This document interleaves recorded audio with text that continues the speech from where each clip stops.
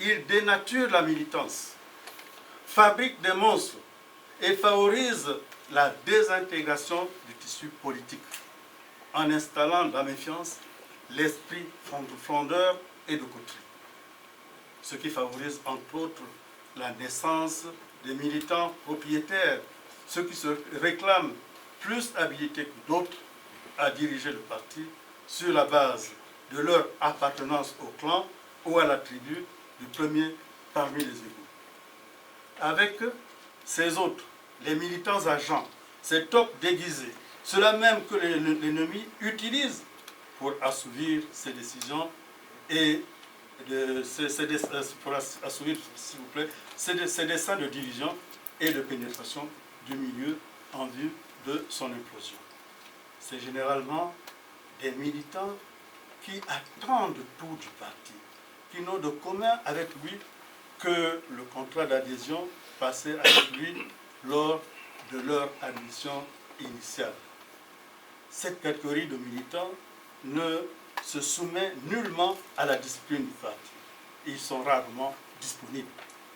Ils émettent à l'endroit du parti et de sa direction politique des propos injurieux, infamants, prompts à soulager les milieux des partis en compétition, lesquels y voient des possibilités énormes de leur infiltration en vue d'y mener un travail pertinent de sape et de déstabilisation. Au regard de ce qui précède, le parti doit être exigeant envers ses membres. Il doit en faire des combattants quant à leur adhésion totale à ses objectifs et programmes, ainsi qu'à la qualité de leur soutien. Également, comme des ambassadeurs plénipotentiaires parmi les citoyens, dans leur mission de propagandistes du parti et de diffuseurs attitrés de sa bonne parole. Vous devez amener chaque militant, chaque cadre approuvé par le travail et son entière disponibilité et sa participation à toutes les manifestations organisées par le parti, son intégrité, la rigueur de sa pensée politique et de ses choix, ainsi que sa pleine et totale implication. Il vous échoit de tout entreprendre pour installer dans votre fédération une atmosphère d'ouverture, de discussion, de critique, d'autocritique, de camaraderie, de fraternité et de discipline parmi vos membres. Cette orientation doit non seulement être soutenue, mais davantage partagée et développée. La priorité doit être progressivement accordée à la promptitude dans l'action, la fidélité au parti et aux valeurs qu'il défend, ainsi qu'aux qualités morales, éthiques et culturelles telles que dessinées par le parti. Vous devez veiller à ce que la pratique du militant soit celle qui permet au parti non seulement d'avancer, mais aussi et surtout de faire gagner. Ce que ne favorise pas toujours le comportement des militants occasionnels, ceux qui ne sont mus que par l'instinct tribal et qui subordonnent leur adhésion au parti à la présence préalable d'un parapluie choisi quasi exclusivement parmi les dirigeants du parti de leur tour. Que ces autres qui ramènent le parti à la dimension de leur famille, de leur village, du clan, de la tribu, du district et de la région, parce que le chef du parti, généralement son fondateur, se prétend au jeu, consciemment ou non, est natif de l'une ou de l'autre, de plusieurs à la fois, dans le meilleur des cas, de ces entités. Cette catégorie de militants, nombreux parmi les cadres, qui prétextent de cet état de choses pour fonder une certaine légitimité, qui les dispose, eux, plus que les autres, à se prévaloir du parti et à se donner des allures de militants propriétaires. Vous ne vous laisserez pas prendre à ce piège, car ce serait là la pire des choses et l'évanouissement tant de notre rêve commun que de notre utopie également partagée. C'est pourquoi vous devez soigner votre art de commandement et de direction du parti au profit de votre fédération. L'art de commandement procède de l'essence de l'art de commandement d'une part, des caractères de l'art de direction d'autre part. Ici sont requis la compétence dans le commandement, la dextérité, les moyens et les techniques de direction. Là, le système de travail militant, les méthodes de travail et le style de travail du parti. Camarades dirigeants de la fédération, votre tâche est immense et exaltante. Votre responsabilité incommensurable, mais combien noble. Par les temps présents, votre mission essentielle est de donner au parti les bases organiques, humaines et politiques de son existence. La priorité, bien évidemment, porte sur les adhésions, à propos desquelles une campagne massive, vigoureuse et musclée doit être diligentée et conduite sans discontinuer. Ici, le travail de proximité, du porte-à-porte et de relais est de rigueur. Sur cette rubrique, vous devez faire montre de sagacité, d'imagination, de créativité et d'innovation, ce dont je vous sais capable. Du succès de cette campagne dépend l'avenir de votre fédération et partant du parti tout entier. Vous ne nous ferez pas la honte de fléchir et de nous signifier que la veste du prêt-à-porter en son état était trop ample pour vous. Je vous sais combatif et suffisamment osé pour que nous ne nous permettions pas de nous présenter devant vous en oiseau de mauvais augure. Nonobstant ce qui précède, vous avez entre autres missions. 1. Au titre des tâches courantes, le lancement de la campagne d'adhésion, la tenue des conférences, séminaires, stages méthodologiques de sensibilisation et de conscientisation, la vulgarisation des documents fondamentaux du parti, l'exploitation des rapports, études et documents divers émanant de la direction du parti, d'autres instances dirigeantes du parti, des structures de base de la fédération, des organisations affiliées, des contributions diverses, toutes origines comprises, etc. L'élaboration du fichier fédéral, le suivi des cadres et membres du parti, le suivi des étudiants en général, ceux en fin de cycle de formation en particulier, le suivi des membres du parti. Au titre des tâches spécifiques, l'étude sur l'organisation et l'implantation du parti en France et en Europe, l'inventaire et l'étude de la géographie humaine, sociale, culturelle et économique de la diaspora en France et en Europe, l'identification des principaux problèmes du parti à soumettre à la direction du parti, la promotion et l'animation du panafricanisme en France et en Europe, le point sur les tendances et les évolutions de la social-démocratie en Europe, l'échange d'expériences avec les partis politiques européens, les excursions, les journées d'études, l'université d'été, j'en passe. L'entraide sociale sous sa forme archaïque et sous sa forme formalisée, rationalisée et élaborée. Au titre des tâches à suivre, la lutte contre le gaspillage, la corruption et les biens mal acquis, la création, l'affiliation et le fonctionnement des associations de sensibilité CAP, le suivi de l'activité des autres associations, celles notamment affiliées à d'autres partis, le suivi et le contrôle de l'activité gouvernementale.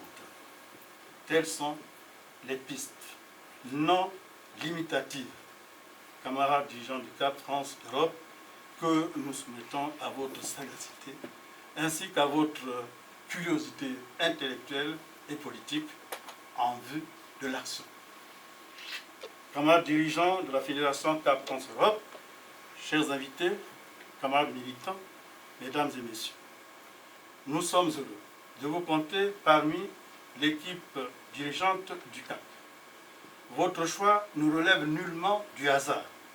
C'est le fruit d'un engagement et d'une détermination éprouvée, le produit d'un travail patient et laborieux, la fidélité à l'oser combattre et à l'oser vaincre. C'est la victoire du soldat inconnu. Le parti saura vous en remercier le moment venu, à condition pour vous de contribuer à faire du parti un instrument prompt à faire de l'unité une force matérielle.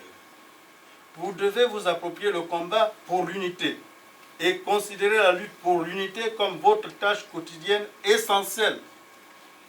Elle doit être au centre des préoccupations du parti et être présente partout et dans toutes les initiatives des membres du parti. Il vous faut des actions unies. Il faut l'unité, une large unité au sein du parti. L'unité d'action de toutes les forces actives et opérationnelles en vue de réaliser le projet commun et d'accéder à l'éthique de la conscience démocratique doit être considérée comme le gage, le passage obligé vers les grandes victoires de demain. Il y va du renforcement et de la consolidation de l'influence et des assises du parti dans toutes les sphères de la vie politique, culturelle, économique et sociale. Il faut que nous donnions au Congo, notre cher pays, et à l'Afrique, le berceau de tous nos rêves, de toutes nos anticipations et de toutes nos utopies.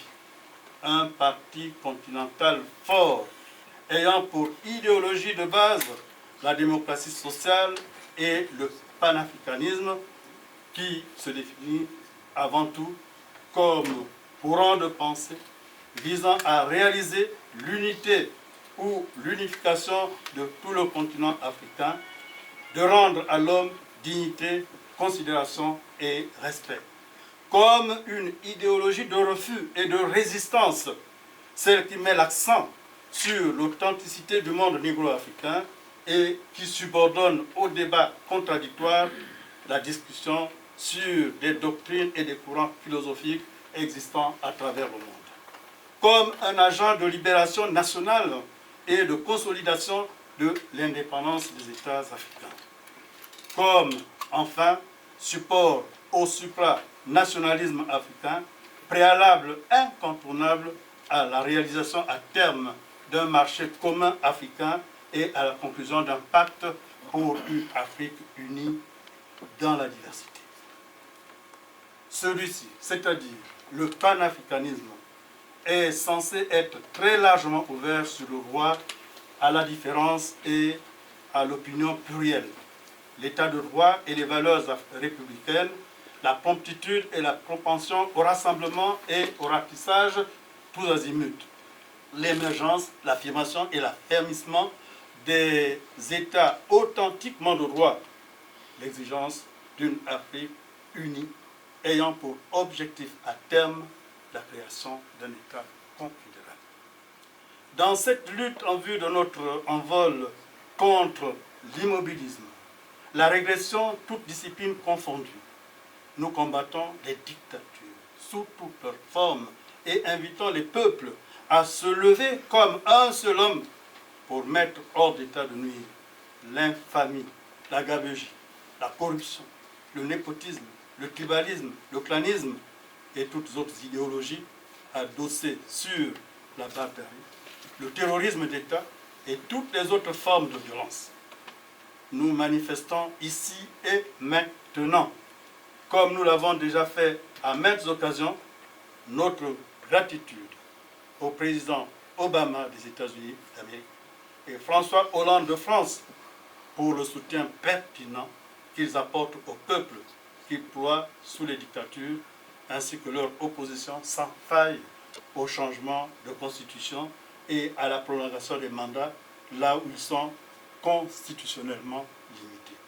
Qu'ils daignent trouver ici l'expression de notre gratitude soutenue et renouvelée.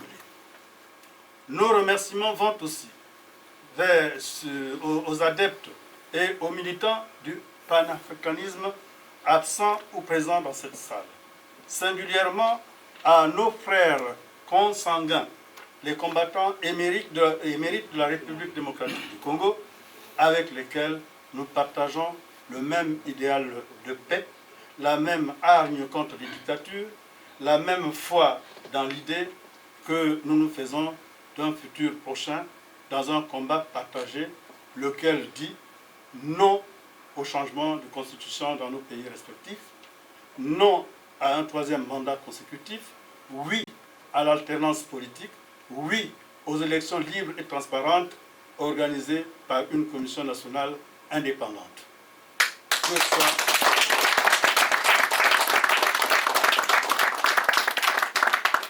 Que soient également remerciés tous ceux de nos amis et connaissances qui ont bien voulu faire le déplacement aux fins de rehausser de leur présence la présente cérémonie. Nous convions la direction politique du Cap France-Europe à davantage de sens de responsabilité et de devoir et l'assurons de notre soutien indéfectible ainsi que de notre pleine, entière, totale, franche et combien sincère collaboration. Qu'ils reçoivent ici l'expression à la fois militante et citoyenne de nos encouragements anticipés. Au nom du CAP, je formule à votre endroit nos vœux de bonheur, de prospérité pour l'année 2015. Vive le CAP France, vive la République, vive le panafricanisme. Je vous remercie.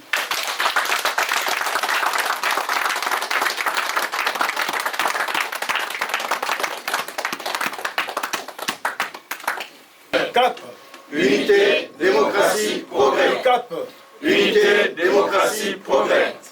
En ce jour, Le soleil se lève.